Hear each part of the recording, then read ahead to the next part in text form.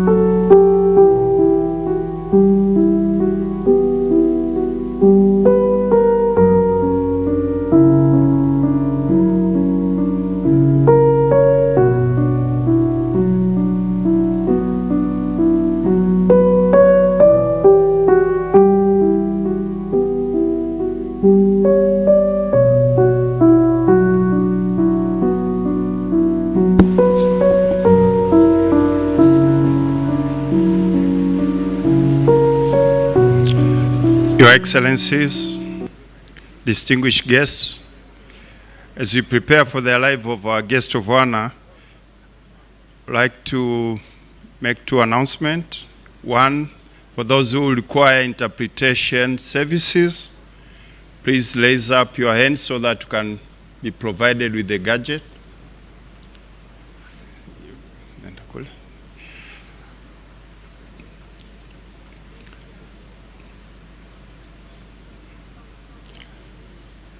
So our interpretation will be number 1, English, number 2, French, and number 3, Kiswahili.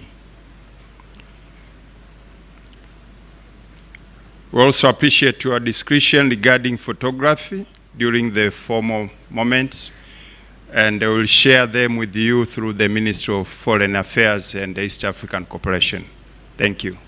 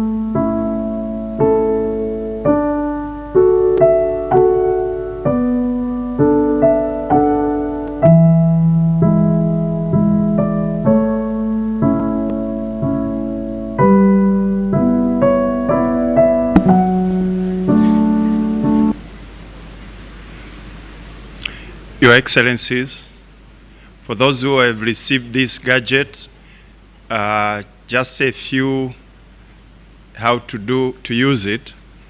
You first insert the headphones, and then press and hold where you see the on and off button. And then you'll be fine. Thank you.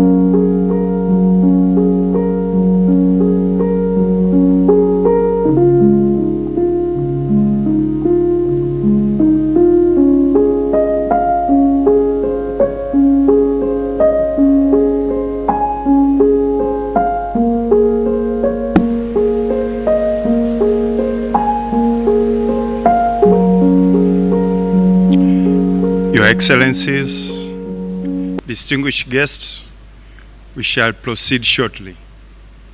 Thank you.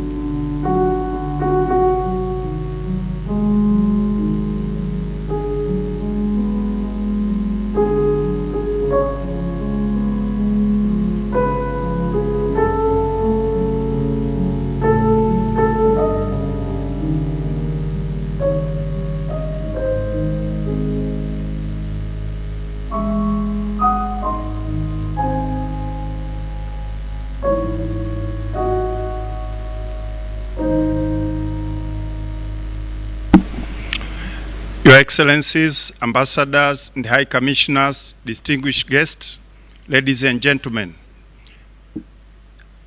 Her Excellency Dr. Samia Suluhu Hassan, President of the United Republic of Tanzania, is arriving. May we kindly rise?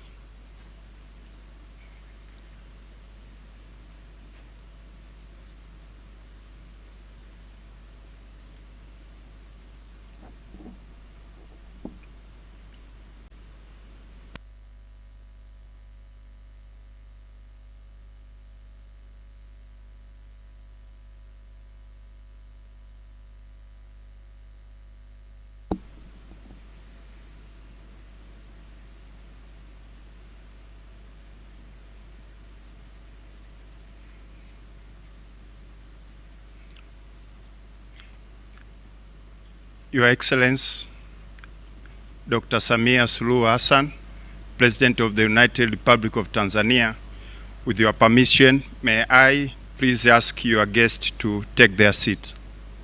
Thank you.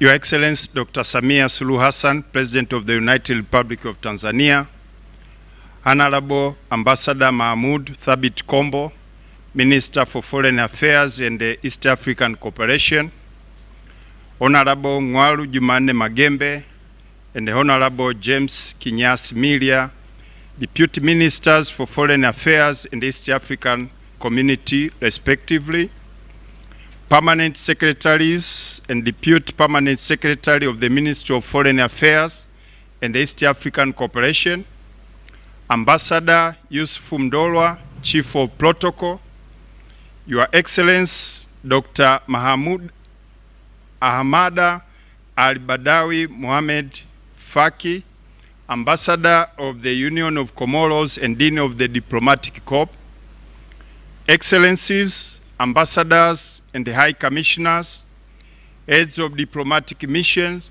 International Organizations and other members of Diplomatic Corps, Heads of the Department of the Units, Minister of Foreign Affairs and East African Cooperation, distinguished guests, ladies and gentlemen, good morning and welcome. It is my great honor and pleasure to host you this morning here in our beautiful capital city of Dodoma, our political heart. A city that continues to grow not only as a constitutional capital of Tanzania, but also as a center of dialogue, diplomacy, and shared purpose. That this gathering takes place in Dodoma for the first time is not accidental. It reflects how the center of governance, dialogue, and partnership has firmly taken root here.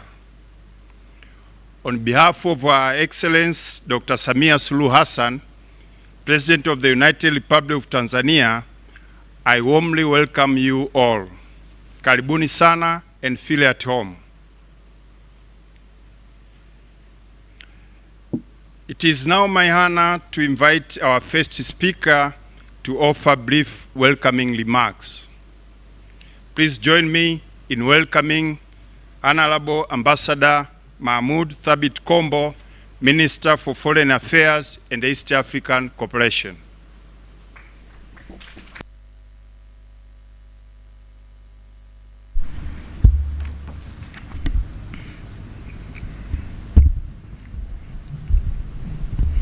Your Excellency Dr. Samia Suluhu Hassan, President of the United Republic of Tanzania, Chief Secretary Dr. Ambassador Dr. Moses Kusiluka, Honorable Ngwaru Jumanne Magembe and Honorable James Kinyasi Milia, Deputy Ministers for Foreign Affairs and East African Cooperation, Ambassador Dr. Samuel William Shelukindo, Permanent Secretary in the Ministry of Foreign Affairs, responsible for Foreign Affairs, Ambassador Stephen Mbundi, Permanent Secretary, Minister of Foreign Affairs and East African Cooperation, responsible for East African Cooperation Affairs, Ambassador Said Shaib Musa, Deputy Permanent Secretary in the Ministry of Foreign Affairs and East African Cooperation, Your Excellency, Dr. Ahmad Al-Badawi Mohamed Faki, Ambassador of the Union of Comoros and Dean of the Diplomatic Corps in the United Republic of Tanzania, Excellencies, High Commissioners, Ambassadors, Heads of Diplomatic Missions and International Organizations, Heads of Department and Units from the Ministry of Foreign Affairs and East African Cooperation. Can you all stand so that the President sees you? I want the team from Ministry of Foreign Affairs. Mheshimiwa, hiyo ndio timu yetu ya Wizara ya Mambo ya Nje. Nimetaka waone. Asanteni sana. Heads of international organization, distinguished guests, ladies and gentlemen, good morning to you all. Good morning to you all. That's better. Kazi na utu. It is a great pleasure and honor, Madam President, to join you at your invitation at the State House today, here in Dodoma, for the first time, for the Sherehe party, for this very important annual diplomatic event that is in your calendar always. Excellency President, your presence here today is a clear testament to the enduring friendship and partnership that you have always valued and have been providing in your leadership that unites us as your Ministry of Foreign Affairs sisi tukiwa kama Wizara ya Mambo ya Nje na wewe ukiwa kama mwanadiplomasia nambari 1 nchini katika Jamhuri ya Muungano wa Tanzania. Roho ya umoja huu unaendelea kutuongoza katika safari yetu ya kisiasa inayowakilisha nchi zao na taasisi zao nchini Tanzania. Hivyo kwa kifupi, Mheshimiwa Rais leo unakutana na dunia nzima katika sehemu moja hapa Dodoma. Mwaka 2025 umeakisiwa kwa maendeleo ya kidiplomasia na kuakisi ushirika wa pamoja wa Tanzania na wabia wake wa kimataifa. Tunaendelea kuendeleza maya ya taifa letu katika mazungumzo rasmi ya wazi na wabia wa nchi na nchi. Mwaka 2025, Jamhuri ya Muungano wa Tanzania ilikita mizizi yake katika mahusiano kuendana na sera mpya ya mambo ya nje na vipaumbele vyake. Hivi viliwekwa wazi vikipewa msisitizo katika diplomasia ya uchumi, non-aligned standing and development cooperation. These efforts, Your Excellency, were guided by you, Madam President, and your visionary leadership, whose commitment to constructive international open dialogue and engagement continues to elevate United Republic of Tanzania's position regionally, continentally, and globally. We congratulate you, Madam President, for that. Your Excellency, Madam President, reflecting on the year 2025 more broadly, I was accorded the rare privilege and great honor to continue serving as your Minister for Foreign Affairs and East African Cooperation during your second term administration.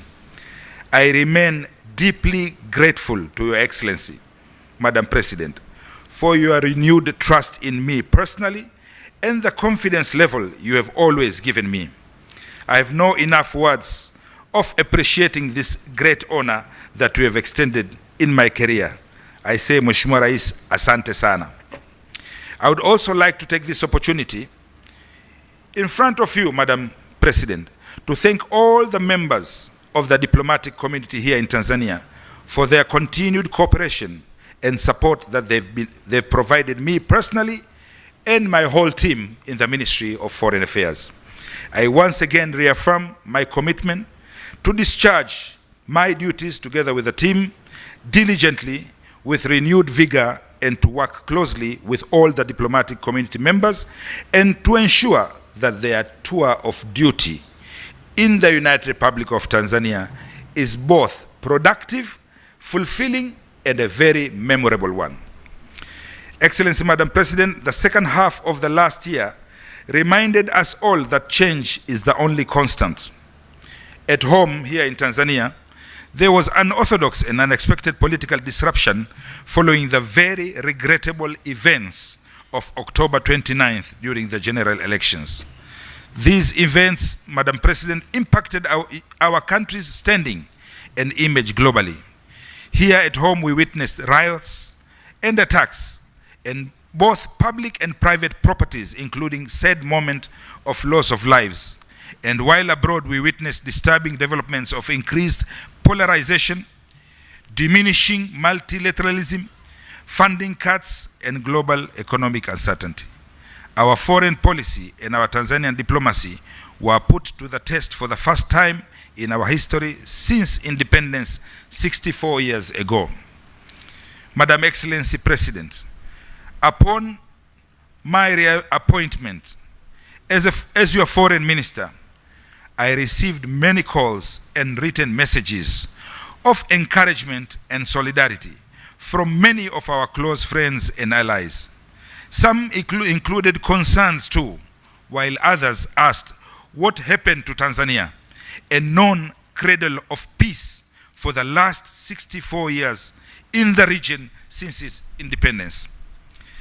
Others submitted their messages through diplomatic channels to you, Your Excellency, while some, unfortunately, through inappropriate platforms and spaces. I shared with you, Excellency, Madam President, as diplomat number one, each message that we received. For me and my team in the ministry, every message mattered. Every voice was heard and acted upon. All we required, as you said previously, was space of time interval to address each one of them appropriately and respond to it accordingly. On the 28th November, you instructed me for the first time to meet with all the excellencies around this room in order to explain the same to them. That was my first meeting as the new minister in this term.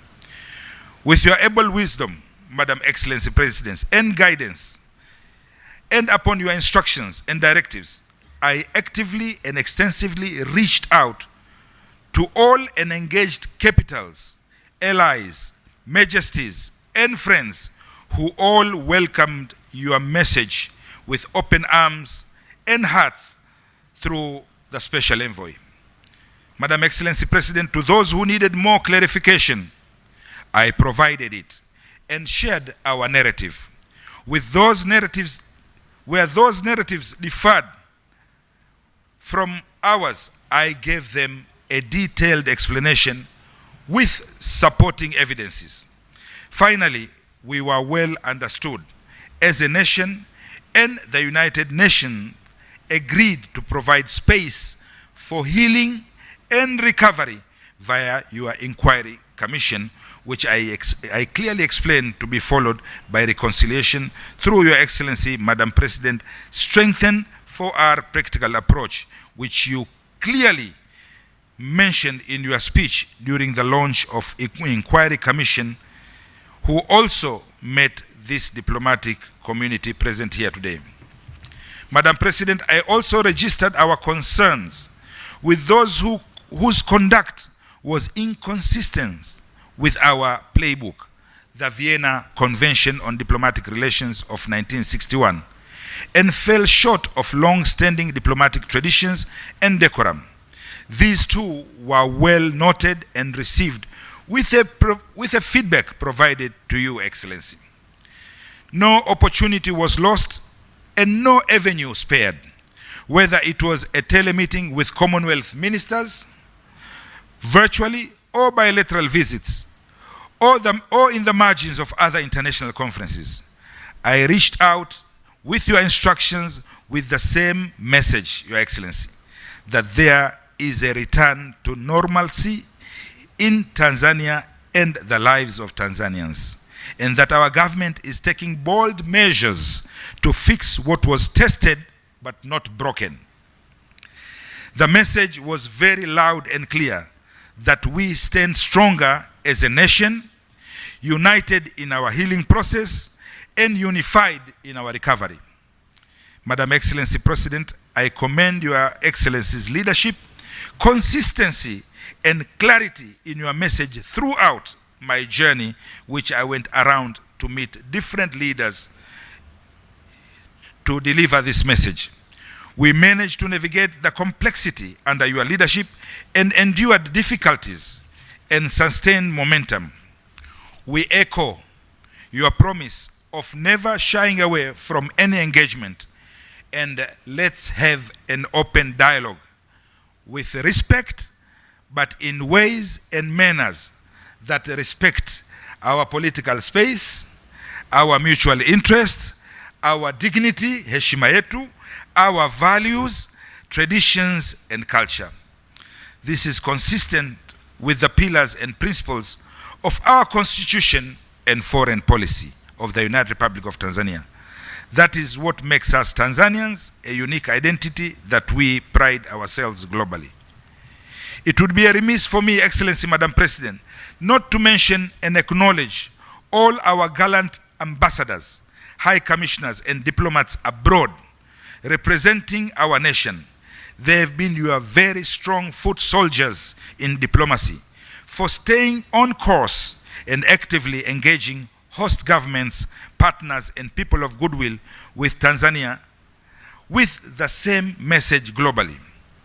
To them we say asanteni sana waheshimiwa mabalozi 50 mnaowakilisha Tanzania nje ya nchi katika ulimwengu mzima. As we move forward into 2026, the Ministry of Foreign Affairs and East African Cooperation remains steadfast in its commitment to strengthening strategic partnership, promoting Tanzania's interests, and contributing to the regional and global peace and development. Excellency, Madam President, as stated earlier, my role was merely to set a stage and welcome you.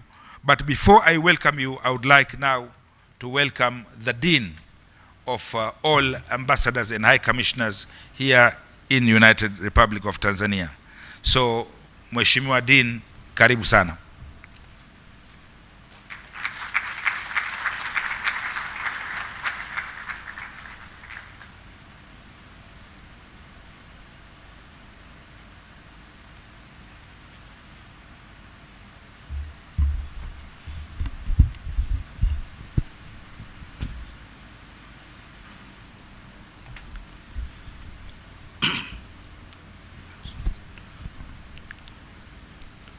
Bismillahirrahmanirrahim. Avant de commencer mon discours, on va procéder à une séance de prière. J'inviterai mon collègue Argentino pour une prière, mais aussi personnellement pour une prière pour les musulmans. Bismillahirrahmanirrahim. Allahumma inna fi man hadayt. وعافنا فيمن عافيت وتولنا فيمن توليت وبارك لنا من الخير فيما أعطيت وقنا يا ربي شر ما قضيت. اللهم حفظ هذه الدولة خصوصا دكتور سامية سلوه حسن ووزير الخارجية محمود ثابت كومبو وكل الدولة التنزانية. اللهم احفظنا واجعلنا مطمئنا قلوبنا في هذه البلد الميمون. الحمد لله رب العالمين. Argentino is here.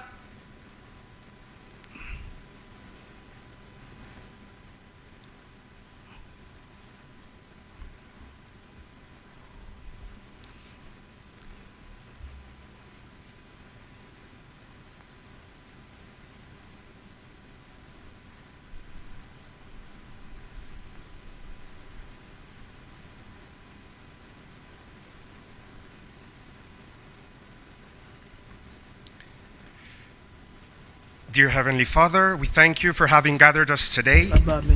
With grateful hearts, we give you thanks for the year we have concluded, for its challenges, its achievements, and for the lessons learned. As we begin this new year, we humbly ask you to enlighten, guide, and protect us, so that our service may always be inspired by wisdom, integrity, and a sincere desire for the common good. We pray that all our countries may continue to grow in friendship and good relations with the United Republic of Tanzania, fostering cooperation, mutual respect, and peace among nations. And we commend, Heavenly Father, to your loving care, the President, Dr. Samia Suluhu Hassan. May you bless her, grant her strength and perseverance, and guide her along the path of reconciliation and unity, so that Tanzania may continue to flourish in peace, justice, and harmony. We ask this through Jesus Christ, our Lord. Amen.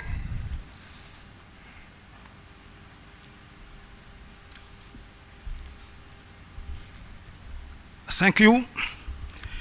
Mheshimiwa Dr. Samia Suluhu Hassan, Rais wa Jamhuri ya Muungano wa Tanzania, Mheshimiwa Balozi Mahamud Thabit Kombo, mbunge, waziri wa mambo ya nje na East African Cooperation wa Tanzania, naibu waziri Ngarujumani Mangembe, bunge, Kinyasi Milia, bunge, Mheshimiwa Balozi Dr. Samuel William Shilukindo, Katibu Mkuu Wizara ya Mambo ya Nje, Mheshimiwa Stephen Bundi, Katibu Mkuu in charge Afrika ya Mashariki, Naibu Katibu Musa Shaib, Balozi Yusuf Mdolwa, Mkuu wa Itifaki, Mashawiri, Ahadul Mashawir, na wakurungezi walio hapa, wageni waalikwa, mabibi na mabwana, assalamu alaikum wa rahmatullahi ta'ala wa barakatuh.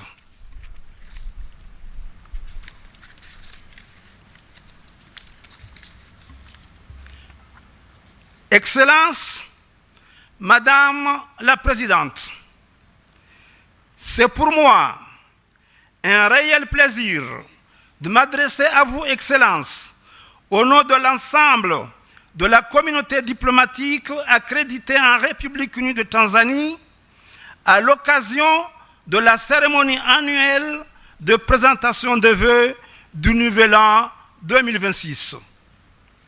Cette rencontre constitue un moment privilégié de réflexion, de partage, placé sous le signe de l'amitié, de l'ouverture, de l'engagement mutuel, du respect, et qui caractérise vos relations avec la communauté diplomatique. Tukiwa tunaendana na namna ambavyo umekuwa ukifahamika katika ushirika wa mabalozi hawa, na naomba niruhusu Mheshimiwa Rais Dr. Samia Suluhu Hassan niweze kusema ya kwamba ninakushukuru wewe binafsi pamoja na watu wa Tanzania kwa ajili ya ukarimu wao, kwa ajili ya unyenyekevu wao na wazi wao, na umoja huu na ushirikiano huu ndo unaofanya tuweze kuendelea kushirikiana. Na pia ningependa kwa niaba ya mabalozi kukupongeza kutokana na kuweza kushinda kuendelea na uongozi wako kwa awamu ya pili, na tunaendelea kuwa na dhamira ya dhati kuendelea kufanya kazi kwa karibu na watu wa Tanzania, na pia tukiheshimu nchi ya Tanzania na maono ya ile dira ya 2050. Tanzania ina nafasi ya kipekee sana katika bara la Afrika na huu ukanda wa Afrika Mashariki na duniani kwa ujumla, na inafahamika kama nchi ya amani, kama nchi ya umoja na utulivu, na pia daraja la biashara, na ni taifa ambalo sauti yake ina nguvu hata ya kimaadili katika umoja na kadhalika. Katika swala la kimaongozi, Mheshimiwa Rais, ni wazi kabisa kwamba Tanzania inaendelea kuonyesha dhamira yake na uwezo wake mkuu, ule wakati ambapo dunia inapitia wakati mgumu, na kwa kweli tumeona dhamira ya dhati ya nchi yako katika kutunza amani na utulivu, na nafasi yake pia katika kuweza kutunza nafasi yake kama mmoja wa wabia muhimu sana katika ukanda huu na hata katika jamii ya kimataifa. Na kutokana na hilo sisi kama balozi na wawakilishi wa mabalozi tunatambua hiyo nafasi, na kupitia sekta mbalimbali kama utalii, kama kilimo na kadhalika, mambo ya tehama,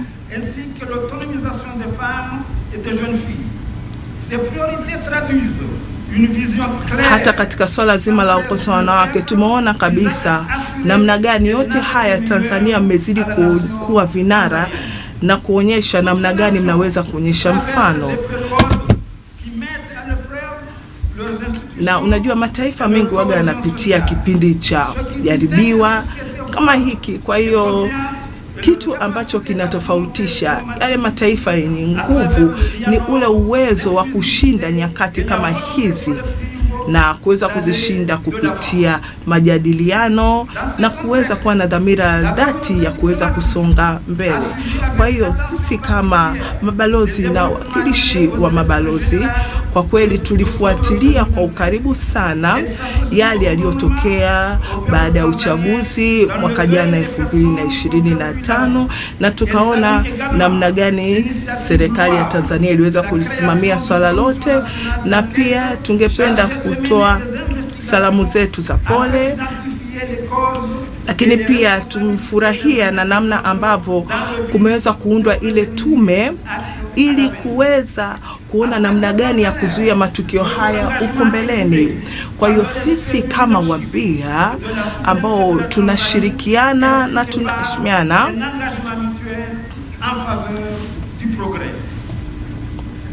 tunafanya haya kwa ajili ya kuweza kuleta maendeleo ya Tanzania.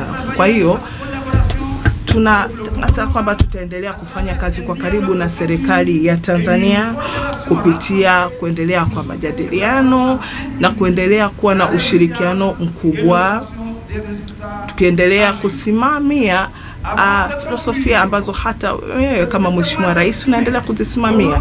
Kwa hiyo kabla sijahitimisha, naomba uniruhusu niseme hili kwa niaba ya wenzangu kwamba tunashukuru sana na tunamshukuru sana Mheshimiwa Balozi ambaye ni mbunge na waziri wa mambo ya nje kwa namna ambavyo ameweza kusaidia sana sisi kama mabalozi tulioko mahali hapa, lakini pia tungependa kutoa shukrani zetu za dhati kwa ajili ya afua kadhaa kama zile za kuandaa safari mbalimbali ili tuweze kugundua namna gani Tanzania ina vivutio vingi vya utalii. Tumetembelea maeneo kama Zanzibar, Ngorongoro na kadhalika.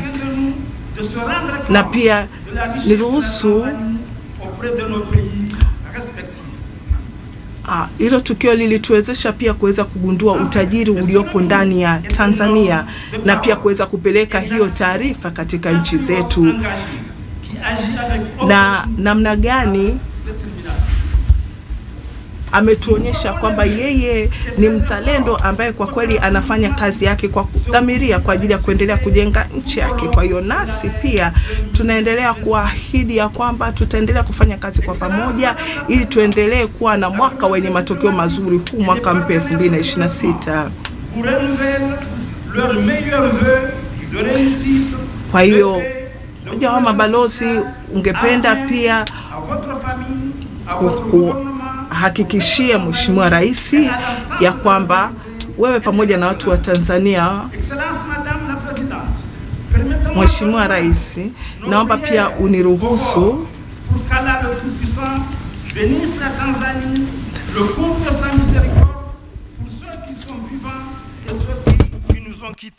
et enfin accorde un prompt rétablissement à ceux qui sont malades. Vive la Tanzanie, vive la coopération internationale. Wale ambao wamepata machungu kupitia jumuiya ya kimataifa. Asanteni.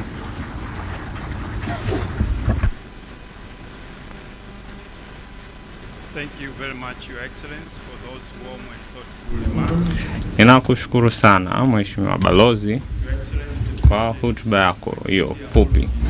Mheshimiwa Rais, kumradhi kwa kuruka waheshimiwa kadha katika serikali yako. Also Ambassador Dr. Moses Kusiluka, Chief Secretary, and Mr. Majula Maendeka, Permanent Secretary in State House.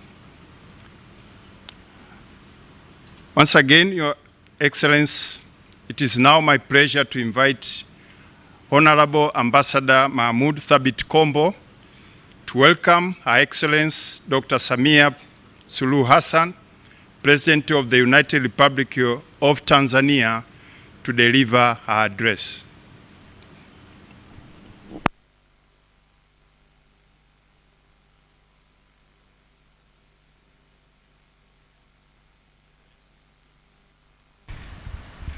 Your Excellency, Dr. Samia Suluhu Hassan, President of the United Republic of Tanzania, I did address the Chief Secretary, but I also apologize I didn't see your PS Majura Mahendeka. Maybe you can stand so that the whole world sees you today, because the world is around here today in one room in Dodoma. Asante sana Chief Secretary, asante sana PS Mahendeka. As I said earlier, today is not my stage for speaking. The distinguished heads of missions, representatives of regional and international organizations present here today, the high commissioners and ambassadors, together with all other esteemed guests that Your Excellency have invited, are keen and eagerly ready to hear you. And therefore, it is my distinct honor to welcome you, Madam Excellency Dr. Samia Suluhu Hassan, to address this very special occasion of the diplomats. Karibu sana Mheshimiwa Rais, kwa heshima na taadhima naomba kukaribisha. Asante.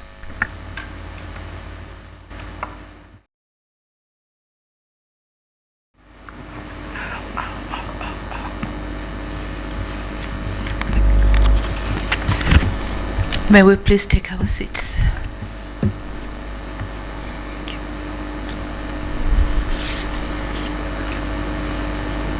Honorable Ambassador Mahmoud Thabit Kombo, Mr. for Foreign Affairs and East African Cooperation, and the whole team, management and the team from the ministry. Ambassador Dr. Kusiluka, the Chief Secretary of the government, Principal Secretary, the President's Office, Majura Mahendeka, Excellencies, Your Excellency Dr. Ahmad Al-Badawi Mohamed Faki, Ambassador of the Union of Comoros and the Dean of the Diplomatic Corps, Excellencies, Heads of Diplomatic Missions and international organizations, and other members of the Diplomatic Corps, distinguished guests, members of the press, ladies and gentlemen, good morning. Excellencies, in the spirit of friendship, allow me to once again welcome you to the State House here in Chamwino, Dodoma, to our annual diplomatic gathering. I'm not sure if this time we call it a Sherehe party or just a gathering.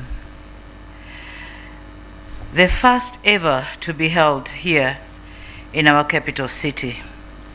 Thank you for honoring my invitation.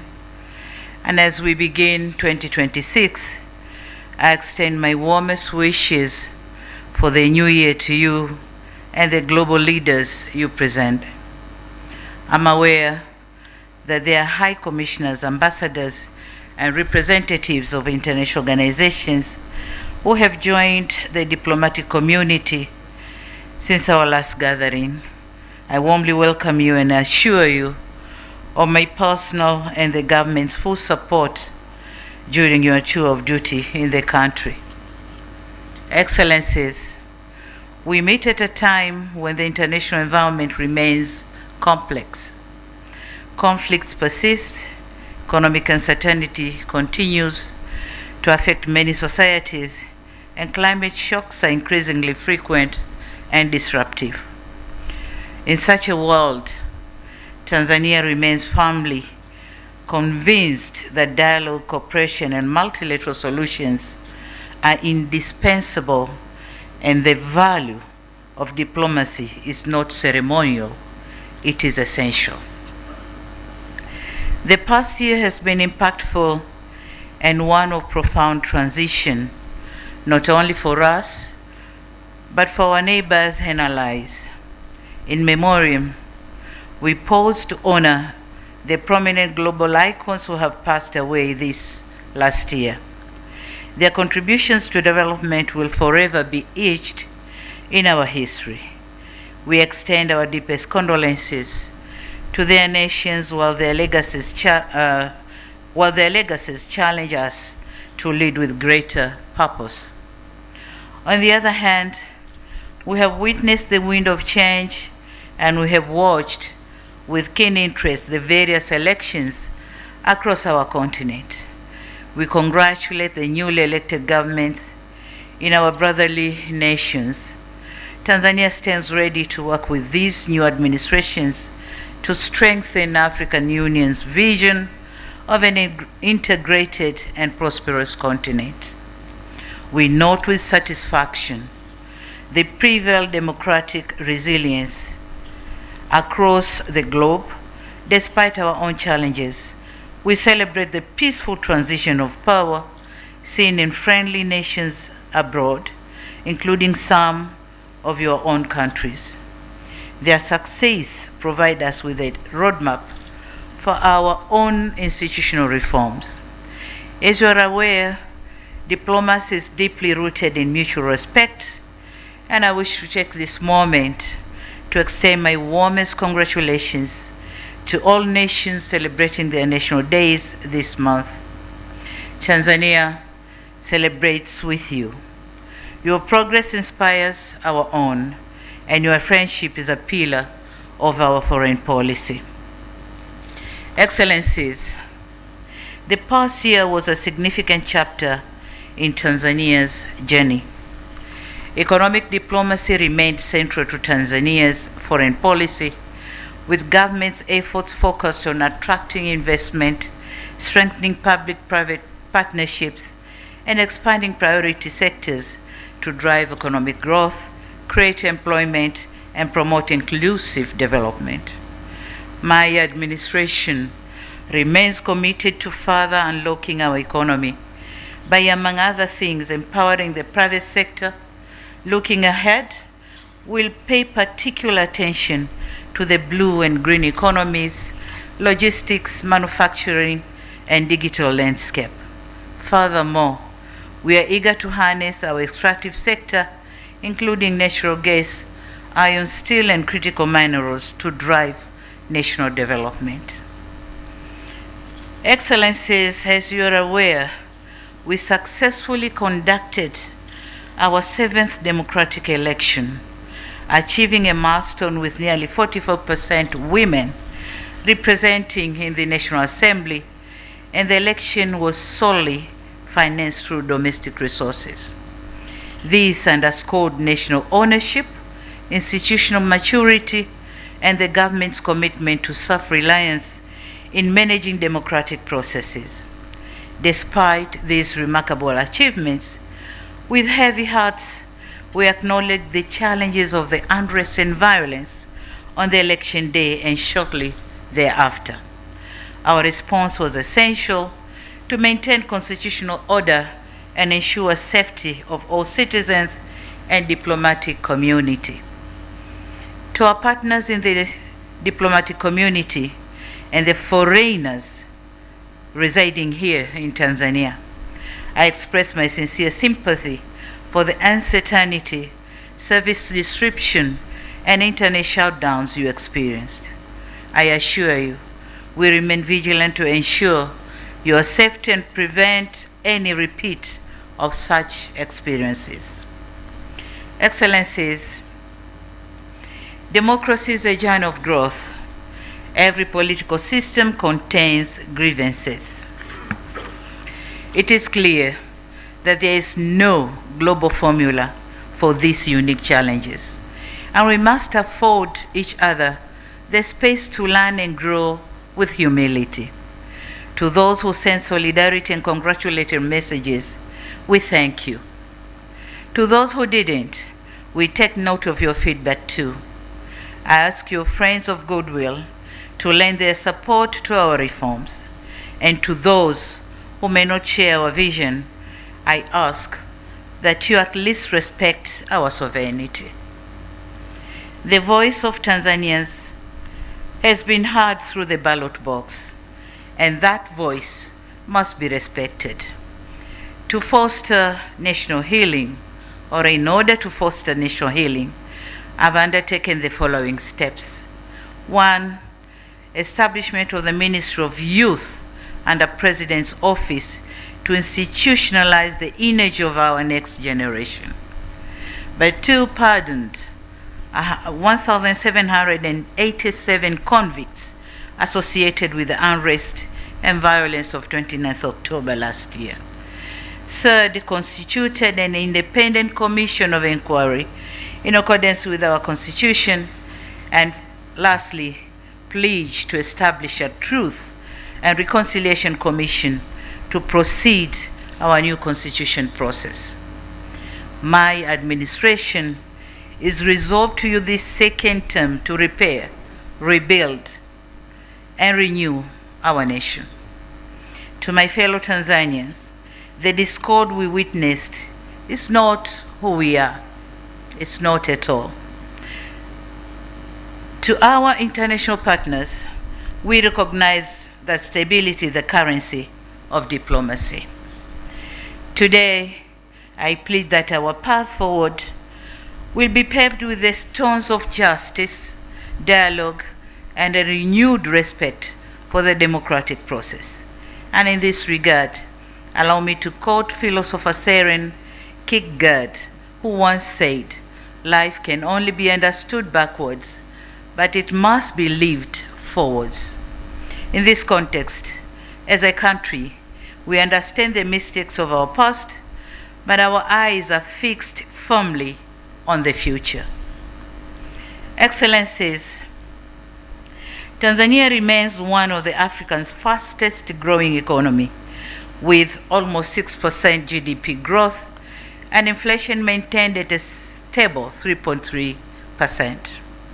In addition, the national debt continues to be sustainable, with the debt to GDP ratio currently standing at 48.2%, below the threshold of 55% for low-income countries. As for our capital markets, the Dar es Salaam Stock Exchange saw market capitalization rise by 34.3%, reaching billions of Tanzanian shilling, about 23,995 by year end. In addition, we have continued to enjoy favorable credit score, B1 from Moody and B+ from Fitch credit rating. This stable outlook signals investors' confidence, lower borrowing costs, and economic resilience, which marks a positive step in building international confidence and attracting more foreign direct investment. We endeavor to ensure continued governance reforms, reducing foreign currency shortages, and improving the tax to GDP ratio. The favorable credit ratings and stable economic outlook led to registration of 927 new investment projects by December 2025, with a combined value exceeding US $11.09 billion, representing a significant 19.03% increase compared to the previous year. The registration of these projects in 2025 stands at the record of the highest number of projects registered in calendar year since the establishment of the Tanzania Promotion Agency, breaking the record of 905 projects last year. On these 927 projects, 66, equivalent to 7.12%, are expansion projects demonstrating sustained confidence by existing investors in Tanzania's growth trajectory and its investment climate. Collectively, the 927 projects are expected to generate more than 162,895 new jobs for Tanzanians, while foreign direct investment (FDI) remained robust.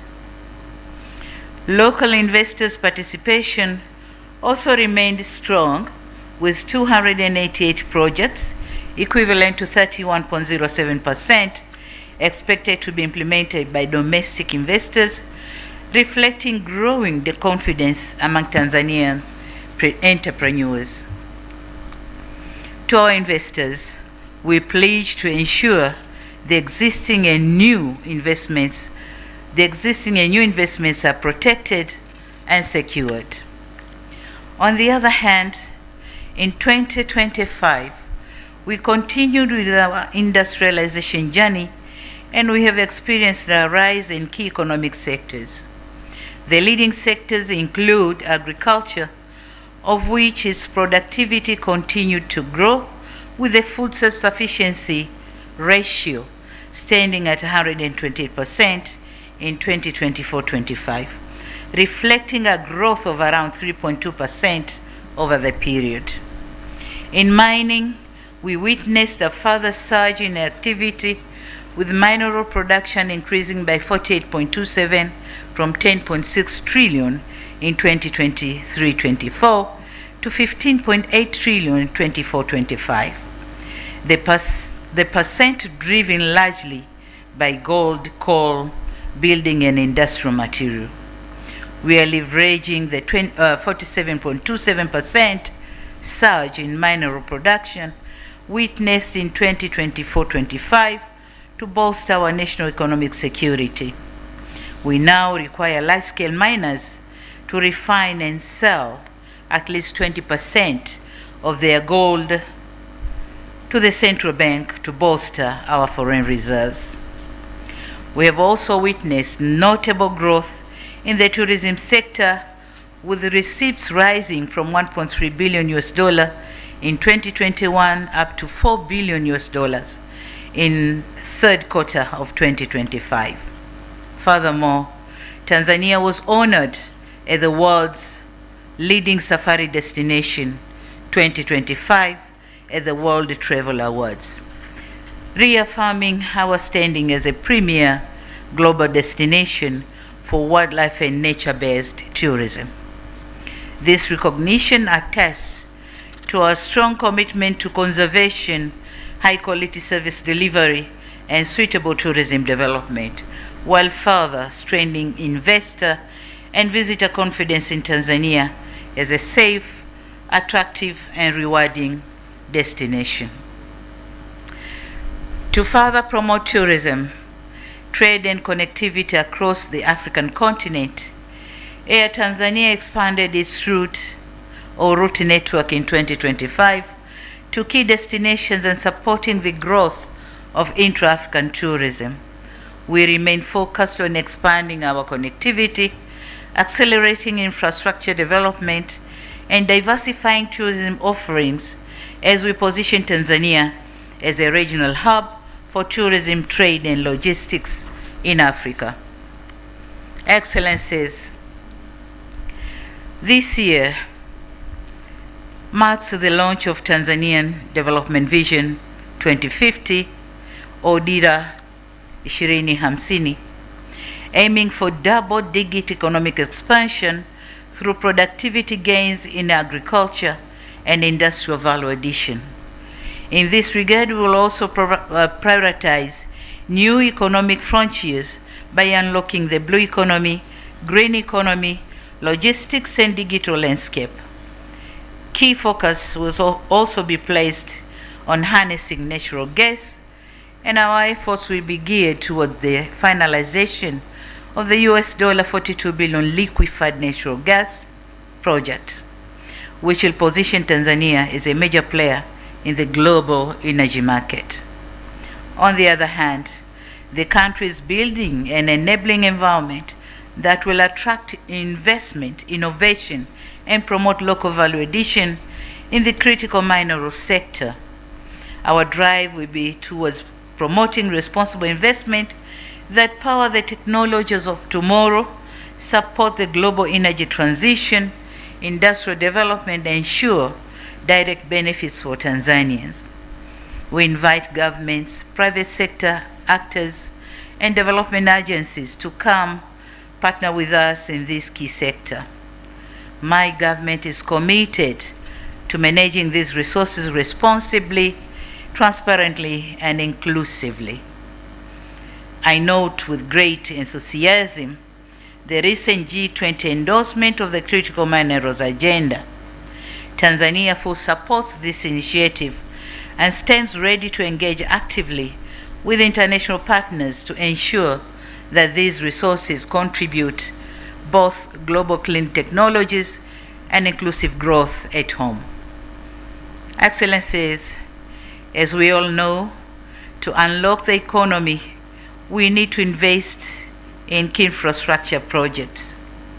Work is still going on to ensure completion of the standard gauge railway and the East African crude oil pipeline, which is set for completion in July 2026. The completion of Julius Nyerere hydropower plant and the operationalization of the SGR are not just engineering milestones, but engines of our new mineral economy. We are also putting a strong emphasis on value addition, export capacity, and job creation through the special economic zones by linking infrastructure and industrial ecosystems. Our message is clear. Tanzania is moving from exporting raw potential to exporting the value-added commodities. Within this strategy, ports and trade gateways play a critical role. Furthermore, we are advancing strategic projects, including Bagamoyo and its associated industrial ecosystem, not for prestige, but to unlock trade, industry, and competitiveness. Our infrastructure agenda is designed to serve Tanzania and the wider region as a platform for shared growth. Excellencies, as our economy diversifies and scales, human capital remains at the heart of our development strategy and the ultimate guarantee of our national resilience. Tanzania youth are the heartbeat of our 10% growth target. Vision 2050 has set a clear path to their prosperity. We moved beyond rhetorics by establishing the Ministry of Youth under my office, a strategic move to institutionalize their energy and directly integrate them into a $1 trillion economic vision. We now invite the international community to partner with us in transforming this youthful passion into skilled human capital, and that will drive our national transformation. We are cognizant of the fact that a competitive economy is impossible without a healthy workforce in building a dynamic and a healthy human capital. Tanzania fundamentally transitioning from a reliance on health aid toward a strategic focus on health investment. As a core pillar of our 2026 foreign policy, our vision for a $1 trillion economy is inseparable from our roll out universal health insurance and resilient medical infrastructure.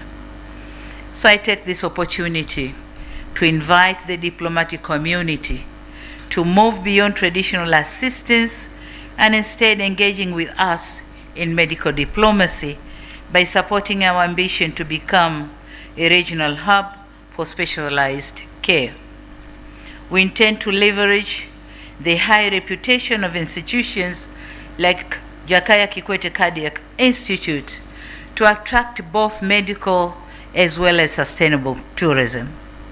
Simultaneously, I call for the facilitation of technology transfer to support our newly launched Pharmaceutical Investment Acceleration Program, which includes a Greenland fast-track approval system to attract investors and expedite decisions related to licensing, regulation, and other approvals. We welcome investors to come and establish local manufacturing plants so as to drastically reduce our dependency on imported essential medicines. Excellencies, climate resilience is equally centrally to our agenda. To us, climate action is not an abstract debate. It is a development and security imperative. It is a development and security imperative to take a lead in green diplomacy. We'll operationalize our carbon credit market and our national clean cooking strategy to ensure that our transition to a green economy is both inclusive and gender responsive. And so I invite you to join us in Greenland partnerships that move beyond pledged aid toward the actual transfer of climate-smart technologies and predictable financing. Tanzania is ready to serve as a global carbon sink and a renewable energy hub, but this must be a partnership of mutual respect that protects our sovereignty while safeguarding our planet for the future generations.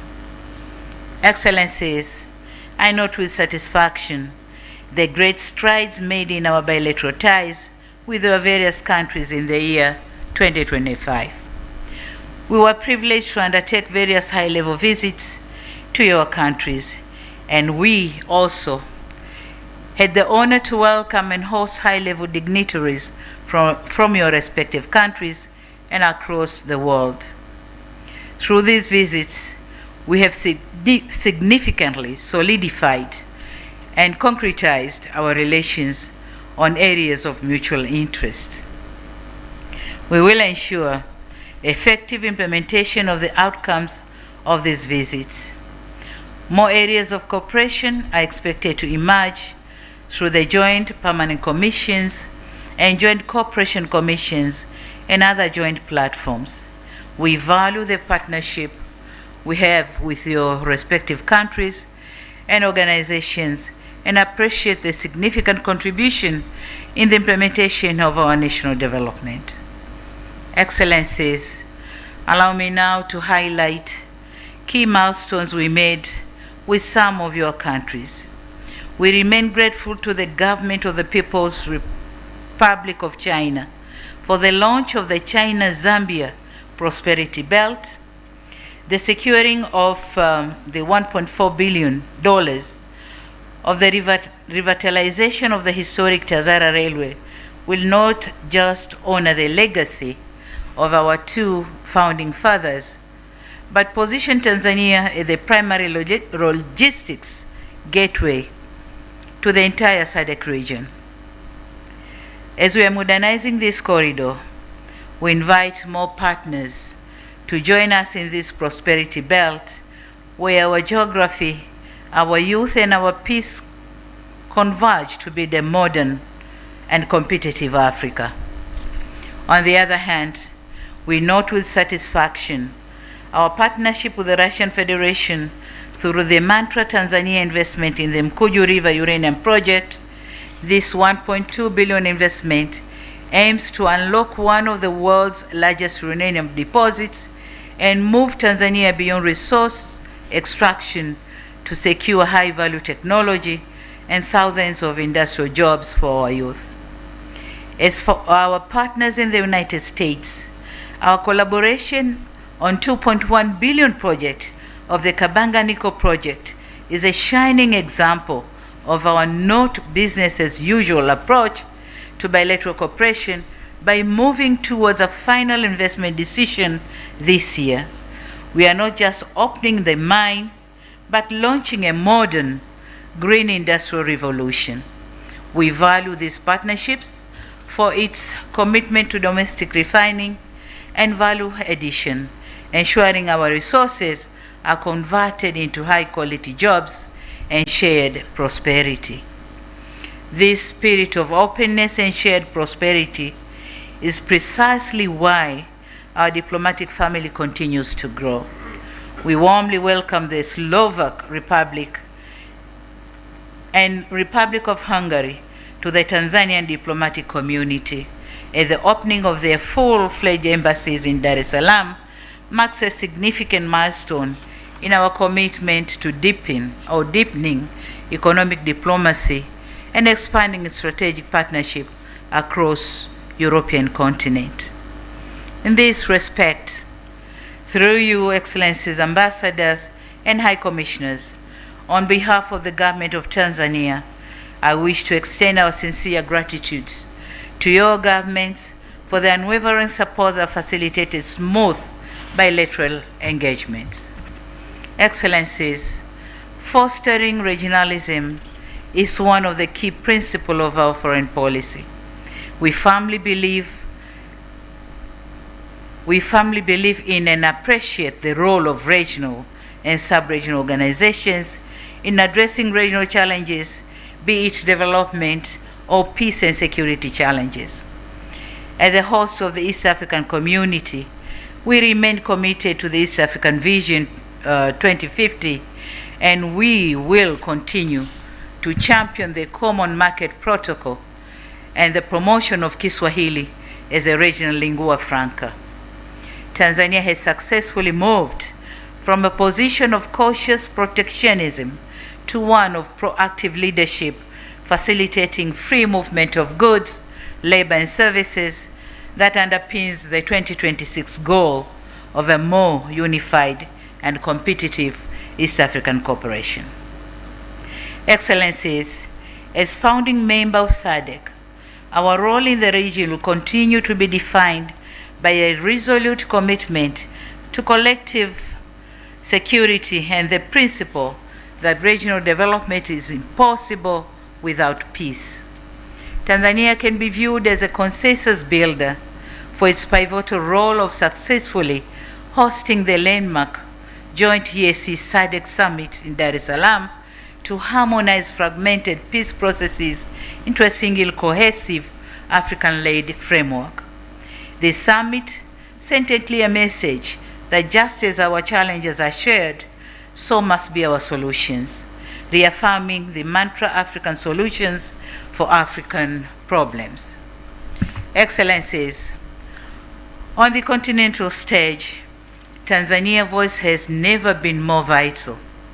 As the third vice chairperson of the African Union and a member of the African Union Peace and Security Council over the past 4 years, the United Republic of Tanzania has played an active and constructive role in shaping Africa's governance and peace and security architecture. Guided by a long-standing tradition of Pan-African solidarity and responsible multilateralism, Tanzania has consistently championed diplomacy, inclusive dialogue, and African-led solution as the most effective pathways to conflict resolution, social cohesion, national unity, and lasting stability. Through principled engagement in council deliberations, calm and balanced diplomacy, and steadfast respect to constitutional order, Tanzania has contributed meaningfully to timely responses to conflict and emerging security challenges, thereby enforcing or reinforcing the credibility, unity, and effectiveness of African Union Peace and Security Council in advancing a peaceful, secured, and resilient continent. Excellencies, in addition, we are using our mandate in the AU Bureau to drive the second 10-year plan of Agenda 2063, specifically focusing on African Free Continental Trade Area, full implementation and the global elevation of Kiswahili as a tool for trade. In leveraging the African Continental Free Trade Area, Tanzania continues to engage in trade activities, whereas we have recorded positive balance of trade through the African Continental Free Trade Area Guided Trade Initiative. Also, as the champion of women and youth in trade and African Continental Free Trade Area, I call upon the international community to support the financial inclusion agenda for women and youth to facilitate their involvement in trade.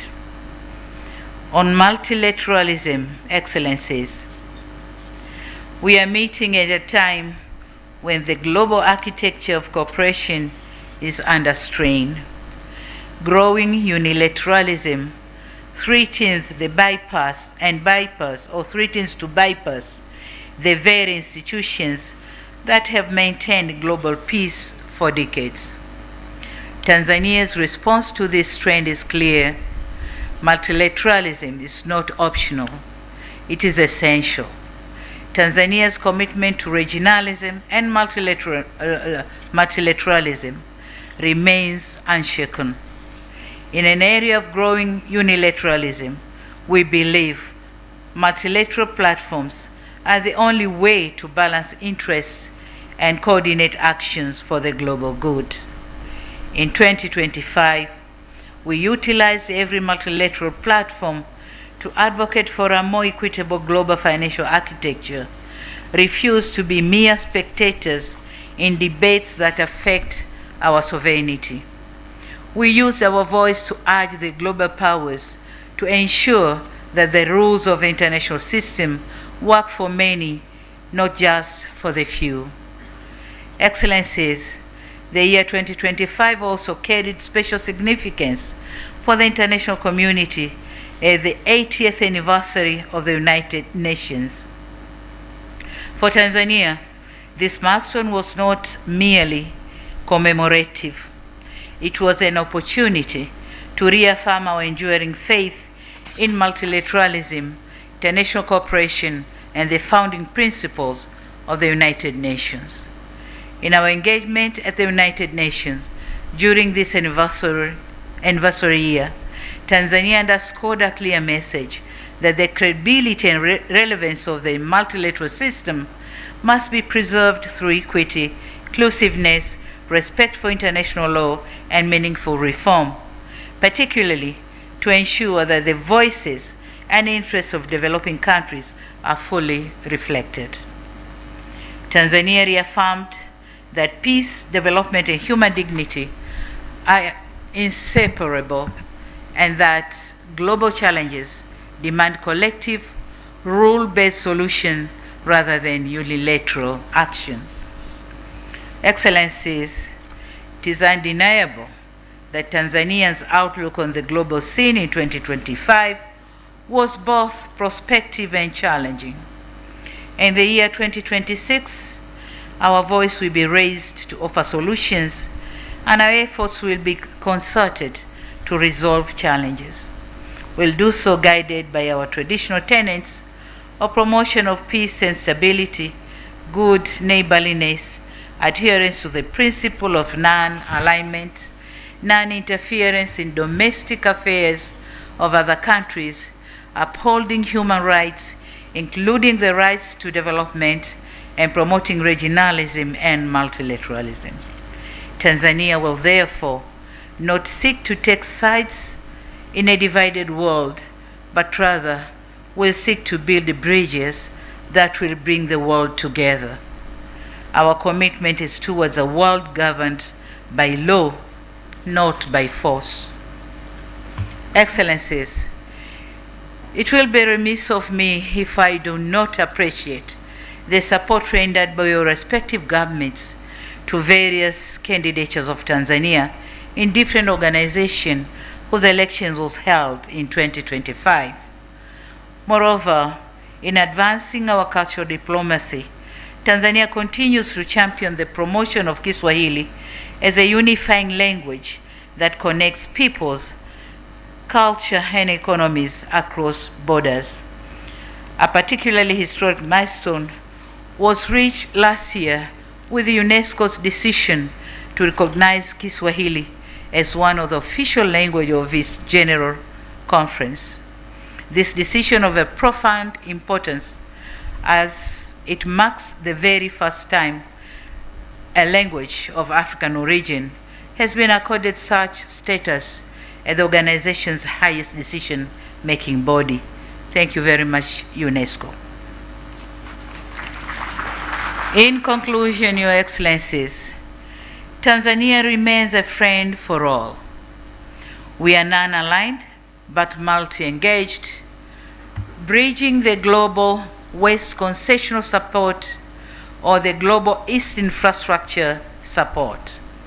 We seek sovereign pragmatism and engage in partnership that respect our autonomy while delivering mutual prosperity. The United Republic of Tanzania is focusing on its future. We seek trade, not aid, technology transfer, not technical assistance.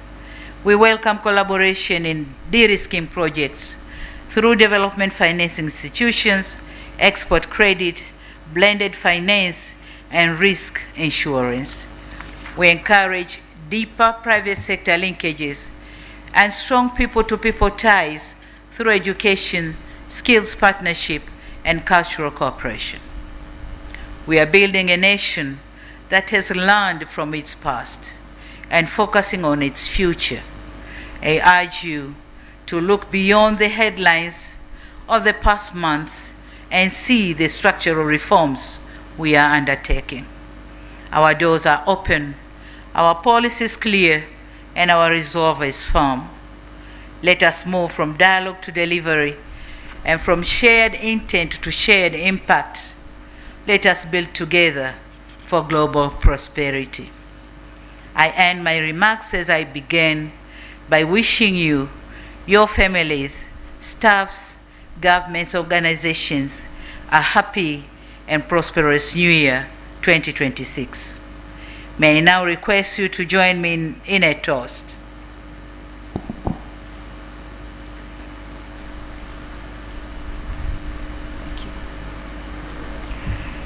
Let's toast for the continued peace and prosperity of the United Republic of Tanzania, for the strengthened friendship and cooperation between Tanzania and your countries and organizations, and for the continued well-being of all of us here present. Cheers, and a Happy New Year. Thank you very much. Asante sana.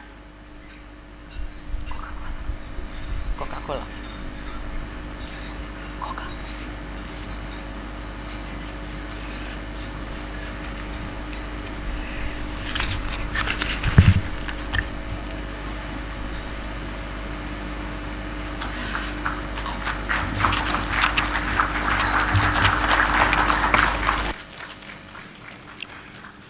Thank you very much, Your Excellency, the President, for your leadership and for your reflection of 2025 and sharing your vision for 2026. And specifically, you are resolved to use your second term to repair, rebuild, and renew our nation. This, Your Excellency, is truly living the saying that life can only be understood backwards, but it must be lived forward.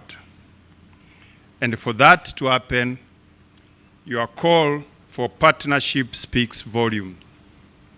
That Tanzania remains a friend for all.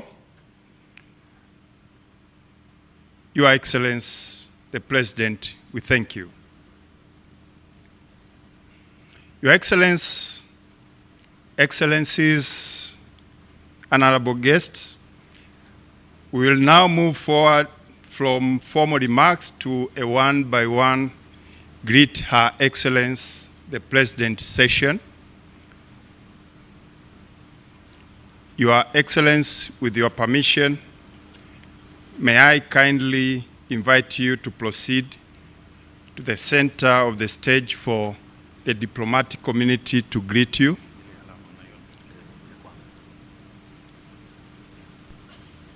Thank you, Your Excellency.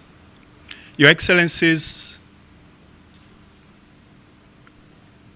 we kindly request that we keep it brief.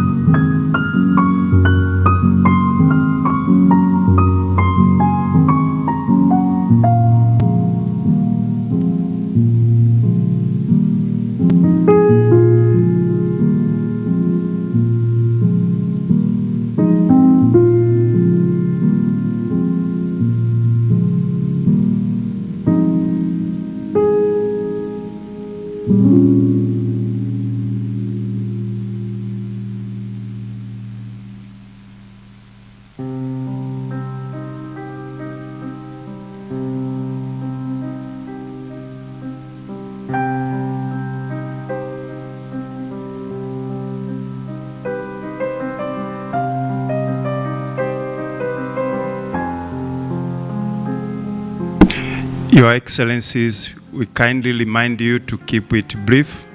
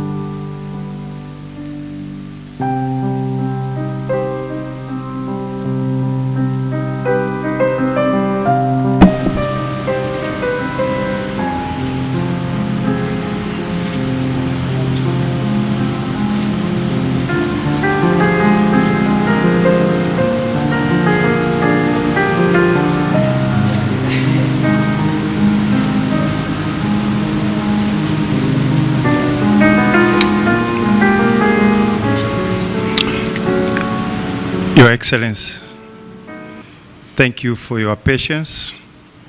May you kindly be seated as we arrange for the photo session. Thank you.